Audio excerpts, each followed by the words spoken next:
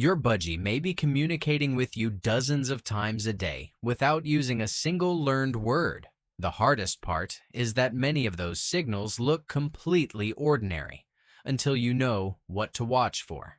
Your budgie does not need words to have a conversation with you. Long before it learns to mimic a sound, whistle your favorite tune, or repeat a phrase, it is already speaking through tiny movements you may barely notice. A slight turn of the head, a sudden pause in the middle of preening, one soft chirp when you leave the room, the way those dark eyes follow you from one side of the cage to the other. To you, these moments can look ordinary. To your budgie, they may be part of a language it has been using all along.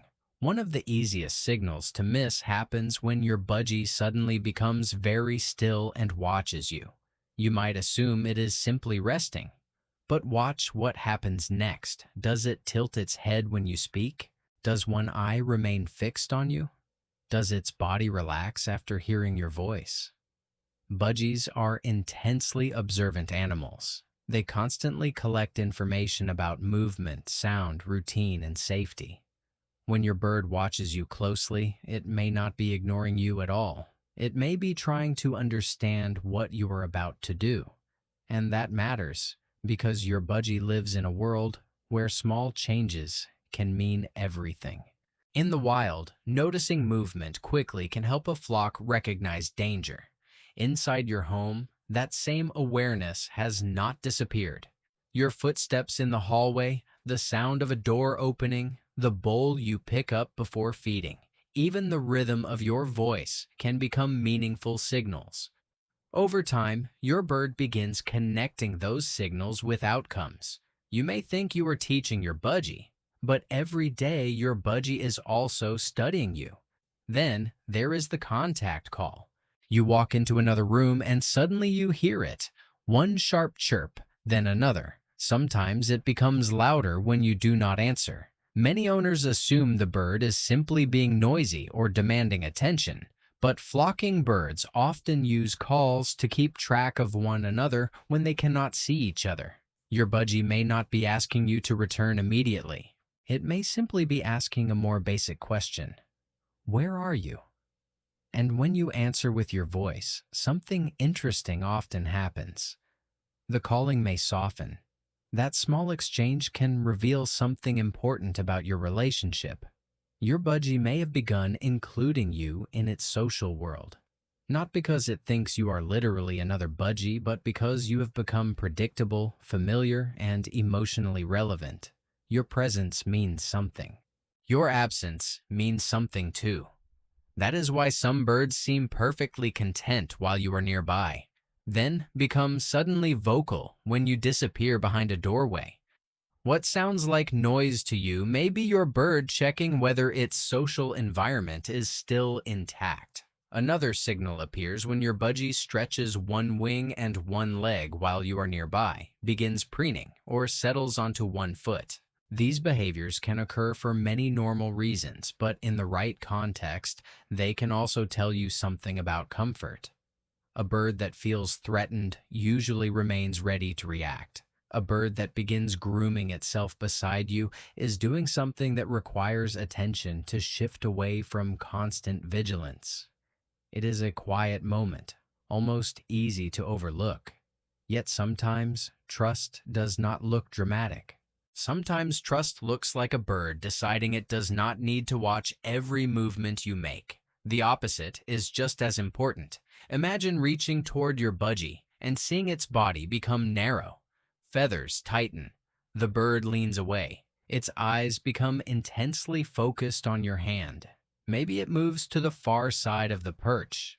If you only look for biting, you may miss the entire conversation that happened before the bite ever became necessary. Your budgie may already have said in every way available to it, "I am uncomfortable." Learning that language means noticing the whisper before your bird feels forced to shout. This is where many relationships with birds change. Instead of asking, "Why won't my budgie let me touch it?" you begin asking, "What is my budgie telling me before I touch it?" That one shift can transform the way you interact. You stop measuring trust only by whether your bird steps onto your finger. You begin noticing voluntary closeness, curiosity, relaxed posture, soft vocalizations, the decision to remain near you when it could move away. Trust becomes less about what you can make your bird do and more about what your bird freely chooses to do around you. Your budgie may also communicate through changes in sound. A bird that normally chatters during a certain part of the day may become noticeably quieter. Another may suddenly call more often when the household routine changes. These changes do not automatically mean something is wrong because birds can vary naturally from day to day. But behavior is most useful when you compare your bird with itself. You know the normal soundtrack of your home, the morning chatter, the feeding excitement, the little bursts of energy. When that familiar pattern changes sharply, your attention matters. This is especially important because birds can sometimes mask signs of weakness. A sudden reduction in activity, unusual posture, changes in appetite, spending more time on the cage floor, persistent fluffing, or changes in breathing can deserve prompt attention from an avian veterinarian. The lesson is not to panic every time your budgie takes a nap. It is to become familiar enough with your bird that subtle changes stand out. Your strongest tool is not fear. It is knowing what normal looks like for the individual bird living beside you. There is also a softer kind of message. Sometimes your budgie simply chooses to be where you are. You sit nearby and it moves closer on the perch. You speak, and it begins making quiet sounds. You approach the cage, and instead of retreating, it turns toward you. These moments may seem too small to count as affection, but birds do not experience relationships through grand human gestures. Their bonds are built through repetition. Your voice appearing every morning, food arriving from familiar hands, calm interactions, respected boundaries, and countless moments in which nothing frightening happens. Over weeks and months, those ordinary moments accumulate. Your budgie learns the sound of you coming home.